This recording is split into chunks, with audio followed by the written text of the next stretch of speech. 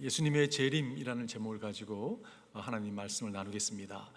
여러분, 구약에 예수님의 초림에 대해서 예수님이 메시아로 오실 것에 대한 예언이 456번 등장하는 것을 보게 됩니다. 여러분, 그렇다면 예수님의 재림에 대해서 구약에는 몇 번 예언을 하고 있을까요? 1845번 예수님의 재림에 대해서 구약이 이렇게 예언하고 있다고 합니다. 여러분, 신약에는요 318번 이렇게 예수님의 재림에 대해서 예언하고 있는 것을 보게 돼요. 예수님의 초림이 성취된 것처럼 예수님의 재림 또한 그 예언의 말씀이 성취될 것입니다. 1세기 교인들은요 서로 만나면 이렇게 인사를 했습니다. 메라나타, 마라나타 이렇게 인사를 했어요. 그 뜻은 The Lord comes, 예수님 곧 오십니다라는 그러한 표현이었어요. 여러분, 오늘날에 우리가 만약 이렇게 인사를 하면 사람이 어떻게 반응을 할까요? 제가 만약에 메라나타 그러면요 좀 이상한 사람이라고 여길지 모르겠어요. 예수님 곧 오십니다라고 이렇게 이야기를 한다면요 저 사람 약간 신앙이 균형이 깨진 광신자야 라고 이야기 들을지 모르겠어요. 베드로가 이 오늘 본문을 서신을 쓸 무렵에도 그런 사람들이 있습니다. 예수님이 재림하신다는 메시지를 접했을 때 그것을 조롱 섞인 모습으로 받았던 사람이 있는 것을 오늘 우리 본문에서 접하게 되죠. 여러분, 오늘 3절에 보면 이렇게 말씀하고 있습니다. 여러분이 무엇보다 먼저 알아야 할 것은 이것입니다. 마지막 때에 조롱하는 이들이 나타나서 자기들의 욕망대로 살면서 여러분을 조롱하여 이렇게 말할 것입니다. 그리스도가 다시 오신다는 약속은 어디 갔느냐? 조상들이 잠든 이래로 만물은 창조 때부터 그러하였듯이 그냥 그대로라. 이렇게 여러분 조롱했던 사람이 있었던 것을 우리가 알 수가 있어요. 제가 한번 질문해 보겠습니다. 여러분, 세상의 종말이 가까워졌습니까? 재림이 임박한 것을 여러분 느끼세요? 어떻게 생각하세요? 확실한 것은 어제보다는 예수님의 심판이 재림이 가까워진 것을 우리가 알 수가 있어요. 아니, 최소한 2000년 전에 베드로가 얘기했던 그때보다 예수님의 심판, 재림이 가까워진 것을 우리가 부인할 수 없을 것입니다. 우리가 예수님의 재림에 대해 제가 지난주에 말씀을 준비하면서 한 주 동안 예수님의 재림을 많이 묵상했습니다. 그럼 제 마음 가운데 참 하나님께서 이게 너무나 중요한 진리를 우리가 좀 강조하지 않지 않나라는 생각을 해보았어요. 캠벨 몰건이라고 하는 영국 웨스트민스터 채플의 목사님으로 섬기셨던 신학자이자 그분이 복음 전도자였는데 그분이 예수님의 재림을 이렇게 표현한 것이 제 마음에 참 찾아왔습니다. 제가 이걸 번역을 하는데 좀 번역이 부족하지만 좀 영어로 이렇게 길지 않기 때문에 좀 읽어드리고 제가 한국말로 한번 최선을 다해서 한번 번역해 보겠습니다. 그분이 이렇게 표현했어요. To me, the second coming is the perpetual light on the path which makes the present bearable. 나에게서 재림은 오늘의 삶을 이렇게 지탱하도록 견디도록 꺼지지 않는 불빛과 같다. I never lay my head on the pillow without thinking that perhaps before the morning breaks, the final morning may have dawned. 나는 잠들 때 내일이 오기 전 마지막 새벽을 맞이할지 모른다는 것을 한 번도 생각하지 않은 적이 없다. I never begin my work without thinking that he may interrupt my work and begin his own. 나는 하루의 일을 시작할 때 예수님께서 나의 일을 방해시키시면서까지 당신의 일을 시작하는 것을 생각하지 않은 적이 없다.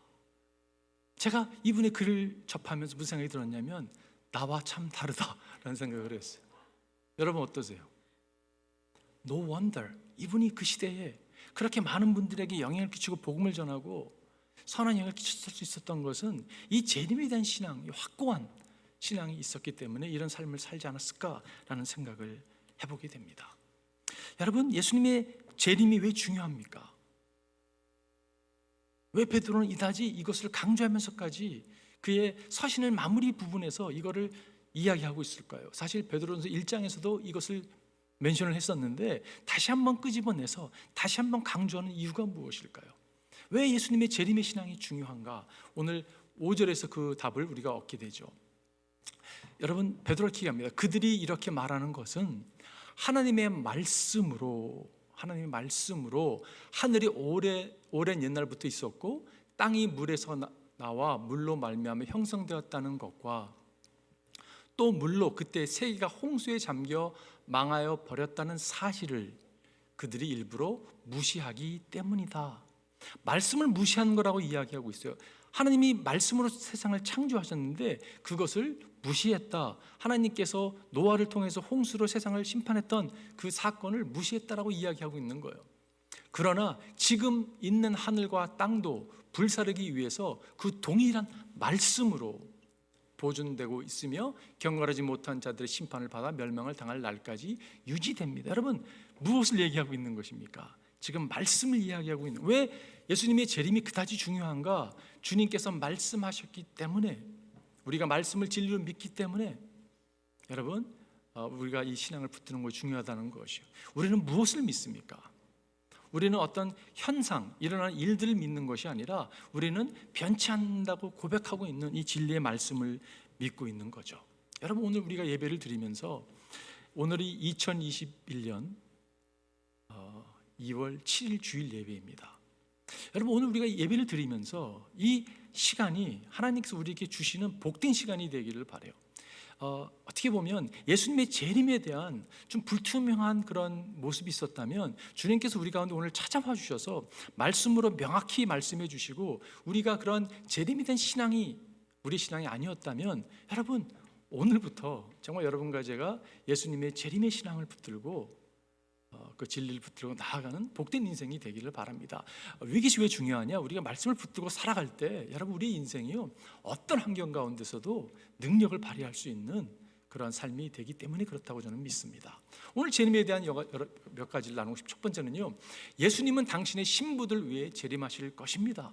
예수님이 재림하시는 이유가 있습니다. 누구를 위하여? 교회를 위하여. 여러분과 저희가 교회인데 신부를 위해서 주님께서 재림하실 거라고 성경은 말씀하고 있어요.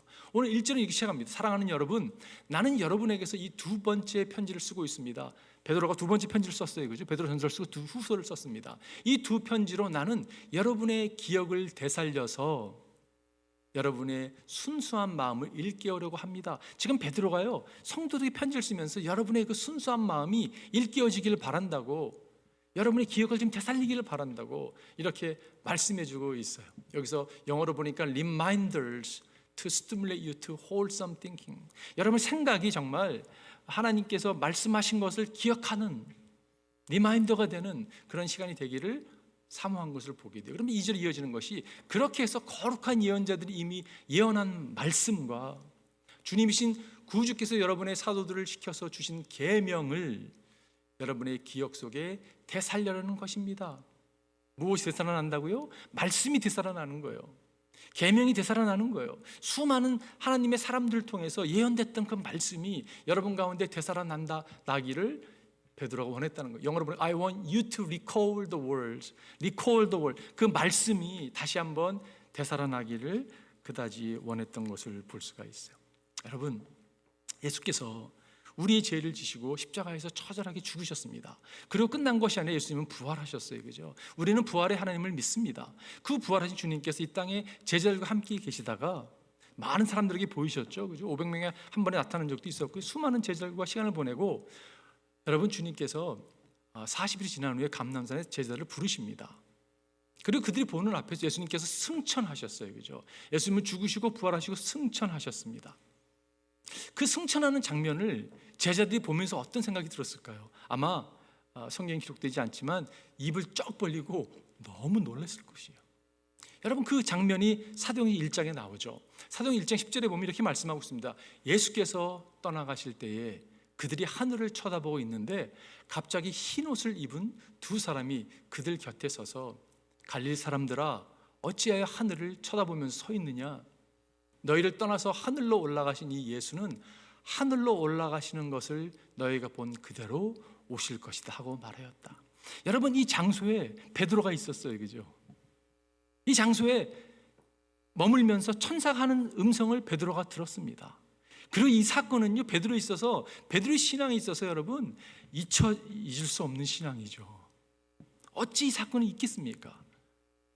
주님께서 지금 부활 승천하시는 그 모습을 집중 목격한 베드로였어요. 그리고 그 마음 가운데 그 사건이 여러분 수년이 지난 다음에 그것이 여전히 클리어하게 그의 마음에 있었던 것을 지금 그가 이제 얼마면 이 땅을 떠나야 될 상황이 됐습니다. 그 가운데서 지금 교회에게 말씀해주고 있는 거예요. 강조하고 있는 거예요. 이것이 너무 중요합니다. 여러분 신앙생활에 있어서 예수님이 다시 오신다는 이 예수님의 재림에 대한 신앙을 여러분 붙들고 사셔야 됩니다. 이거는 진리이기 때문에 그렇습니다 라고 지금 베드로가 힘주어서 지금 이야기하고 있는 것이. 여러분 그런데 왜 예수님은 재림하실까요? 제가 첫 번째 포인트 말씀드린 것처럼 신부를, 교회인 여러분과 저를 아버지 집에 인도하기 위해서 예수님은 재림하신다는 사실이에요. 여러분 이것이 격려가 되는 것이에요. 예수님은 분명히 이렇게 말씀하셨습니다. 여러분 잘 아는 요한복음 14장에 보면 이런 말씀이 있죠. 내 아버지 집에는 있을 곳이 많다. 그렇지 않다면 내가 너희가 있을 곳을 마련하러 간다고 너희에게 말했겠느냐? 나는 너희가 있을 곳을 마련하러 간다. 내가 가서 너희가 있을 곳을 마련하면 다시 와서 너희를 나에게로 데려다가 내가 있을 곳에 너희도 함께 있게 하겠다. 여러분 예수님의 제자들이 예수님을 따라다녔습니다. 3년이나 따라다녔는데 갑자기 예수님이 죽으신다는 거예요. 예수님 그게 말이 됩니까? 당신이 이 땅에서 당신의 나라를 건설하고 우리에게 자리 한 자리씩 주고 우리가 이 땅을 다스리면서 살아야 되는데 무슨 말씀입니까? 라고 이렇게 이야기를 하죠. 예수님이 포인트했던 나라는 이 땅이 아니라 하늘나라였잖아요. 그죠? 예수님께서 낙심되어 있는 제자들에게 찾아가서 너희는 마음에 근심하지 말라. 하나님 믿으니 또 나를 믿으라 하시면서 이어진 말씀이 이 말씀이에요. 근데 여러분 우리가 이것이 교회가 신부라는 컨셉에서 이거를 받게 되면요 이게 너무 더 명확해지는 거예요. 여러분 교회는 신부입니다. 신랑은 예수 그리스도세요. 아버지는 누구시고 하나님이십니다. 그 아버지의 집으로 신랑이 신부를 이끄는 것처럼 이끄신다고 오늘 우리에게 말씀해 주고 있어요. 우리가 히브리 사람들의 결혼 풍습을 이해하게 되면 오늘 본문 같은 말씀이 좀 더 이해가 쉬워지는 것을 볼 수가 있어요. 요즘에 보게 되면 이렇게 미국이나 한국 같은 데 보면 이렇게 결혼식 비용도 신부가 과거에는 더 많이 됐었고 요즘에는 좀 어떻게 되는지 모르겠지만 신부에게 모든 그 관심이 쏠리는 것을 볼 수가 있어요. 신부가 어떻게 보면 결혼식의 중심이 되는 거죠. 비용도 신부가 되기도 하고. 그런데 여러분 히브리 풍습은 그렇지 않았습니다. 결혼식이 어떻게 진행됐냐면요 신랑의 아버지가 신부를 찾습니다. 그래가지고요 신부를 발견하게 되면 내 아들과 얘가 맞겠다 싶으면요 신부 아버지에게 결혼 지참금을 줍니다. 그리고 약혼의 기간이 있는 다음에 신랑이 이제 신부를 찾아가는 것이에요. 친구들과 함께 막 나팔을 불고 막 그 축제 분위기로 끌고 갑니다. 그리고 준비되어 있는 신부를 데리고 지금 아버지 집으로 다시 가는 거예요. 왜냐하면 아버지 집에서 지금 모든 결혼 예식을 준비하고 있거든요. 여러분 그런 컨셉이에요. 그런 컨셉에서 우리가 오늘 요한복음 14장 같은 말씀을 접하게 되면요 그렇구나를 더 우리가 깨닫게 되죠. 여러분과 제가 신부입니다. 여러분 교회는 신부예요. 지금은 어떻게 보면 약혼 기간입니다. 우리가 하나님께 헌신한 사람들, 하나님, 주님, 우리는 당신께 순결한 신부로 준비돼서 당신께 나아가겠습니다. 그 기간을 지금 우리가 기다리고 있는 거예요. 예수님께서 신랑 대신 예수님께서 이제 오실 것입니다. 재림하실 때에 여러분과 저를 데리고 아버지 집으로 나아가실 거예요. 이것이 얼마나 감격스러운 그러한 사실인지 모르겠습니다. 제가 말씀을 준비하면서 가끔은요 제가 이렇게 과거에 딱 지나가면서 치면서 들었던 어떤 이야기 이런 게 떠오를 때가 있어요. 그러면 이게 하나님 주신 거라 생각이 드는데 모르겠습니다. 하나님 주신 건지. 왜냐하면 이 대중가요가 딱 떠올랐어요. 지난주에 이렇게 말씀을 준비하는데 이적이라고 하는 대중가요 가수가 거짓말이라는 그 노래를 불렀습니다. 제가 그거를 어느 이렇게 무슨 텔레비전에서 그 노래의 배경을 들은 적이 있어요. 근데 생각이 나더라고요. 이 배경이 어떤 배경이냐면 사는 것이 힘들어서 자식마저 버리는 일이 있었던 때의 이야기라고 이렇게 얘기를 합니다. 여러분 아무리 사는 게 힘들어도 어떻게 자식을 버릴 수가 있겠어요? 그러면서 그걸 제가 이제 찾아봐서 다시 한번. 근데 그 배경이 이렇습니다. 유난히 유원지에 사람이 많은 날 가장 좋은 옷을 입히고 원하는 것 다 사주고 기다리는데 엄마가 안 온다. 그때 버림받은 아이는 어떤 마음이었을까를 생각하면서 그 곡을 만들었다는 거예요. 여러분, 그 아이가 얼마나 당혹스럽겠습니까? 그 기다림이 그 아이에게는 얼마나 어려운 처절한 사건이었겠어요. 그죠? 그 노래 가사가 이렇습니다. 다시 돌아올 거라고 했잖아. 잠깐이면 될 거라고 했잖아. 여기 서 있으라 말했었잖아. 거짓말, 거짓말, 거짓말. 물끄러미 선채 해가 저물고 웅크리고 앉아 밤이 깊어도 결국 너는 나타나지 않았어. 거짓말, 거짓말, 거짓말. 그래서 후렴 같은 표현, 이런 표현입니다. 우우 그대만을 하염없이 기다렸는데, 우우 그대의 말을 철석같이 믿었었는데, 찬바람에 길은 얼어붙고 나도 새하얗게 얼어버렸네. 거기서 그 표현 가운데 그대만을 하염없이 기다렸는데, 그 기다림이 얼마나 어려웠을까 생각을 해보게 돼요. 그대 말을 철석같이 믿었었는데, 여러분, 우리는요, 예수님이 돌아오신다고 말씀하신 약속은요, 철석같이 믿어도 되는 말씀입니다. 인간은요, 아무리 사랑한다 할지라도요, 자기가 이야기한 것을 범할 수가 있어요. 지키지 못할 수가 있어요. 근데 하나님은 그렇지 않다는 것이에요. 신부를 위해서 내가 돌아온다고 약속하신 말씀은, 여러분, 이것이 진리이기 때문에 이루어진다는 것이에요. 예수님은 당신의 교회 신부를 하나님의 집으로 영접하기 위해서 이끌고자 인도하고자 예수님은 재림하십니다. 이 재림의 신앙이 여러분과 제 10년 가운데 뿌리내리기를 바라요. 두 번째는요, 예수님은 당신의 시간에 재림하실 것입니다. 예수님이 오시는데 언제 오시는가? 하나님의 시간에 오세요. 하나님의 시간에 주님은 재림하실 것입니다. 하나님의 시간은 어떤 시간인가 묵상해 봤어요. 그러면 제 마음에 찾아왔던 생각이 뭐냐면, 때가 찬 시간이라는 생각이 들었어요. 때라는 게 들어왔대. 때가 꽉 차매. 그 때를 여러분 아는 사람은 없죠. 그러나 어느 정도는 읽을 수 있지 않을까라는 생각을 해봤어요. 그리고 때라는 것은요, 어떤 사람에게나 갑자기 임하는 시간이 될 수 있어요. 왜냐하면 그 때를 읽지 못했기 때문에 어느 날 갑자기 임하는 시간이 될 수 있다고 생각이 들어요. 예수님도 말씀하셨죠. 인자가 오는 것은 도적이 오는 것처럼 이렇게 임할 거라는 그런 말씀을 한 것을 보게 됩니다. 오늘날의 결혼식은 날짜를 정해놓고 청첩장을 보내고 사람을 초대해서 결혼식을 올리는데, 그 당시에는 그러지 않았습니다. 여러분, 아까 말씀한 대로 신랑 아버지가 어레인지를 해놓고 약혼 기간이 있는 가운데 신랑이 지금 신부를 데리러 가는 거예요. 근데 여러분, 언제 올지 모르는 거예요. 곤란할 수 있을 것 같아요. 그죠? 어느 정도 어레인지가 됐겠죠라고 생각을 저도 들었는데, 여러분, 하여간에 그런데 그 골탕을 먹이기 위해서 그런 것이 아니라 이것이 그 풍습의 재미를 위해서 이렇게 했다고 합니다. 신랑이 이렇게 갑자기 나타나는 거예요. 근데 준비가 되는 게 너무 중요하겠죠. 예수님이 그런 모습을 어떻게 표현하셨냐면, 마태복음에 이렇게 표현하셨습니다. 그러므로 깨어 있어라. 너희는 너희 주님께서 어느 날에 오실지를 알지 못하기 때문이다. 이것을 명심하여라. 집주인이 도둑이 밤 몇 시에 올지 알고 있으면 그는 깨어 있어서 도둑이 집을 뚫고 들어오도록 내버리지 않을 것이다.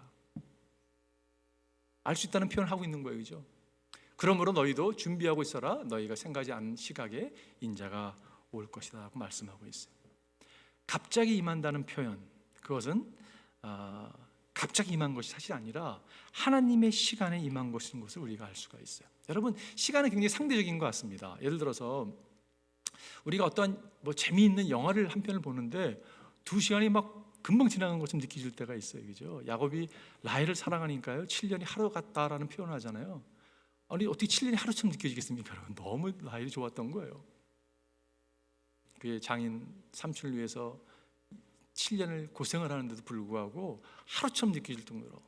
그런가 하면 여러분, 때로는 설교를 듣는데 30분이 막 영원처럼 느껴질 때가 있잖아요. 그죠? 안 그러세요? 예배당에서 예배드리는 분들은 그래도 어쩔 수 없이 앉아 계실지 모르겠지만, 제가 걱정되는 건 비대면으로 가정에서 예배드리는 분들이 30분을 못 앉아 있고 이렇게 일어났다 앉았다가 이럴 수 있겠다라는 생각이 제 마음에 사실 들어옵니다. 여러분, 시간이라는 건 이렇게 상대적인 것을 볼 수가 있어요. 어느 사람들이 이렇게 얘기합니다. 예수님의 재림에 대해서 베드로도 얘기하고 있고 바울도 얘기하고 있고 많은 사람이 얘기하고 있는데 재림에 대한 잘못된 생각을 가졌던 것이 아닙니까? 예수님이 아직도 안 오지 않았어요. 예수님 곧 오신다고 하셨는데 아니 2000년이 지는 지금에도 예수님이 도착하지 않으신 거 보면 뭔가 잘못 이해한 것이 아닙니까? 라고 얘기하는 사람들이 있습니다. 왜 그런지 아세요? 그것은요, 우리가 생각하는 시간과 예수님 말씀한 시간과 다르기 때문에 그렇다는 것이에요. 우리는요, 이렇게 1초가 이렇게 리듬이 60기가 합쳐진 것을 1분이라고 얘기합니다. 24시간이 합쳐진 것을 우리는 하루라고 이야기를 하죠. 365일이 합쳐진 것을 우리는 1년이라고 하는 이렇게 표현을 합니다. 여러분, 헬라어에서 두 단어가 있습니다. 시간에 대한 개념을 이야기할 때 크로노스라는 단어를 사용하고 있는 것을 보게 돼요. 그리고 카이로스라는 단어가 있습니다. 크로노스는 뭐냐면요, 이렇게 연대적인 시간이에요. 이렇게 하루가 해가 뜨고 해가 지고 이런 시간, 이렇게 리니어한 그런 것이 이 크로노스, 크로놀로지컬이라는 단어가 여기서 나와요. 크로노스의 시간입니다. 그러나 이 카이로스의 시간은요, 때입니다. 때, 어떤 사건, 어떤 기회. 여러분, 헬라 신화에 그 카이로스라는 인물이 나오죠. 어떻게 생겼는지 여러분 기억하실 것입니다. 수염이 있고 앞에 머리가 아주 그냥 무성합니다. 근데 뒷머리는요, 대머리예요. 상상이 되세요? 어깨와 뒤꿈치에 날개 달려 있습니다. 앞에서는 잡을 수 있지만 카이로스를 지나고 나면 못 잡는다는 그런 의미에서 그러한 헬라 미톨로지에 나오는 이야기입니다. 여러분, 재림이라는 것은요, 어떤 의미에서는 이런 거죠. 이것이 크로놀로지컬한 그런 차원의 시간이 아니라 하나님께서 우에서 어떻게 보면 찾아오시는 그러한 시간이라는 것이요. 이것을 돕는데 베드로가 8절에 이렇게 표현하고 있습니다. 사랑하는 여러분, 이 한 가지만은 잊지 마십시오. 주님께는 하루가 1000년 같고 1000년이 하루 같습니다. 사람들은 크로놀로지컬리 크로노스를 이해한다면요, 이거를 하루 이꼴 1000년, 1000년 이꼴 하루로 이꼴로 생각할 수가 있어요. 근데 그런 의미가 아니라 2000년이 지났음에도 불구하고 이틀과 같은 이 카이로스 타임 가운데 우리가 이해하는 것이 얼마나 중요한지 모르겠어요. 여러분, 두 부류의 사람이 저는 있다고 생각이 돼요. 재림에 대해서 하나는요, 부인하는 사람이 있습니다. 잘못된 겁니다. 또 하나는요, 어떤 시간을 정해놓은 사람들이 있어요. 열이면 열, 제가 개런티합니다. 이단이에요. 언제 예수님 오십니다. 이렇게 가르친 사람이 있다면 이거는 잘못된 가르침을 갖고 있습니다. 분명히 예수님께서 말씀하셨어요. 이 시간은 하나님 외에는 아무도 모른다고 이야기하고 있어요. 예수님 말씀하셨죠. 그러나 그날과 그 시각을 아무도 모른다. 하늘의 천사들도 모르고 아들도 모르고 오직 아버지만 아신다. 노아의 때와 같이 이 인자가 올 때에도 그러할 것이다 라고 말씀하고 있어요. 우리가 기억해야 될 사실은, 여러분, 주님은 하나님의 시간에 재림하십니다. 이것을 여러분과 제 마음에 새기길 바라요. 마르틴 루터가 예수님의 재림에 대한 이야기를 하면서 그런 표현을 했는데 참 우리에게 참 바른 태도를 갖게 하는 좋은 표현이라고 생각이 들어요. 이렇게 표현했습니다. 믿는 사람은 내일 주님께서 오실 것처럼 깨어 근신하고 동시에 1000년 뒤에 오실 것처럼 성실하게 오늘을 살아가야 한다. 이게 저는 신도의 바른 태도라고 생각이 들어요. 이것이 세 번째 포인트로 우리에게 오늘 도전을 주고 있다고 생각이 듭니다. 세 번째는요, 우리는 준비되어야 하고 준비하고 있어야 합니다. 유대인들 결혼식에 보면 신부들이요, 신랑이 왔는데 자기가 준비 안 돼 있을까 봐 이렇게 두려워했다고 합니다. 그러니까 잘 준비한 가운데 이렇게 오기를 사모하는 거죠. 그럼 제가 무슨 생각이 들었냐면 이 생각이 들었어요. 그래도 약혼 기간 동안 신랑이 그 신부에게 기뜸하지 않았을까라는 생각을 해보았어요. 왜냐하면 한 번 준비 안 하고 있는데 오면 좀 당혹스러울 거 아니에요, 그죠? 그러면서 세상에 들었던 것이 예수님이 우리에게 기뜸하시지 않나라는 또 생각이 들었어요. 어떤 현상을 보면서도 어느 정도는 주님의 재림을 우리가 깨닫지 않는다는 생각을 해보았습니다. 주님께서 이렇게 말씀하셨죠. 그러므로 너희도 준비하고 있어라. 너희가 생각하지도 않은 시각에 인자가 올 것이다 라고 말씀하고 있어요. 구원을 얻었다고 해서 준비된 것인가? 라는 생각을 해보았어요. 여러분, 구원을 얻었지만 준비가 안 된 모습도 있을 수가 있습니다. 어떤 모습이 안 된 모습일까요? 불순종의 삶이에요. 지난주에도 말씀드렸지만 생명은 있는데, 생명은 뛰는데 풍요로운 삶을 누리지 못하고 스켈레톤 같은 정말 뼈만 앙상이 남은 삶으로 살 수 있는 것이 기독교의 삶이라고 생각이 듭니다. 그것은 사탄에게 속는 삶이죠. 그런 삶이 절대 돼서는 안 된다고 생각이 들어요. 여러분, 제가 질문해 볼게요. 준비되셨습니까? 예수님을 맞이할 준비가 됐습니까? 우리가 교회가 신부로서 정말 주님이 언제 올지 모르는데 그분을 맞이할 준비가 됐는가라는 생각을 해보게 돼요. 요한에스리에게 어느 사람이 와서 이렇게 질문했다고 합니다. 오늘 예수님 저녁에 오신다면 당신은 어떻게 반응하겠습니까? 여러분, 오늘 저녁에 주님이 우리 가운데 찾아오신다면 여러분 어떻게 반응하시겠어요? 요한에스리가 이렇게 얘기했습니다. 나는 내가 세웠던 계획을 그대로 진행하겠다. 무슨 말입니까? 그는요, 하나님 앞에서 준비된 삶을 살았다고 저는 믿어요. 그렇기 때문에 담대하게 그렇게 얘기할 수 있는 거죠. 주님 오늘 저녁에 오신다고요? 어떡하나, 집 청소해야 되겠는데. 그게 아니라 살던 대로 사는 거예요. 그게 준비된 인생이라고 저는 생각이 듭니다. 성경 전체가 우리에게 주시는 중요한 프레이즈가 하나 있는데, 이게 뭐냐면 그날에라는 뜻이, 그날에. On that day. 창세기 7장 11절에 노아를 통해서 하나님께서 홍수를 심판하시는데 on that day라는 표현이 나옵니다. 마가복음 3장 13장 19절에 보면 예수님께서 그날에라는 표현을 사용하고 있어요. 창조부터 지금까지 이런 환란이 없었고 후회도 없을 그런 심판에 대한 이야기가 나오는 것으로 보게 됩니다. 여러분, 그날이 올 것입니다. 그날이 여러분과 저에게 있어서는 축제의 날이 되기를 바라요. 우리가 잘 준비해서 하나님을 맞이하는 그러한 시간이 되기를 바랍니다. 그러기 위해서 여러 가지 해야 될 일이 있겠지만 저는 한 가지 오늘 나누고 싶어요. 그러므로 자녀된 여러분, 그리스도 안에 머물러 있으십시오. 그렇게 해야 그가 나타나실 때에 우리가 담대함을 가지게 될 것이며 그가 오실 때에 그 앞에서 부끄러움을 당하지 않을 것입니다. 정말 예수님이 오셨는데 너무 부끄러운 모습으로 머물 수 없잖아요, 그죠? 그러기 위해서는 어떻게 한다고요? 그 안에 머무십시오. 여러분과 제가 주 안에 머무는 거예요. Abide in Him. 주님 안에 거하는 것. 우리는 연약합니다. 그러나 우리가 그분 안에 거할 때 그분의 공급하신 능력과 힘으로 어떤 일도 감당할 수 있는 거예요. 제가 준비를 생각하면서 제 생각이 하나 들었던 게 뭐냐면, 어렸을 때 숨바꼭질 하던 생각이 났어요. 여러분, 숨바꼭질 할 때 보면 제가 술래를 있을 때가 기억이 났는데요, 이렇게 눈을 감고 20을 세웁니다. 하나, 둘, 셋, 넷. 근데 좀 빨리 세요. 이렇게. 그러면 20가 딱 돌아봤는데 아직도 숨지 못한 아이들이 있어요. 꼭 한두 명 있어요. 준비가 안 된 놈들이에요. 다음에 술래가 되는 거죠.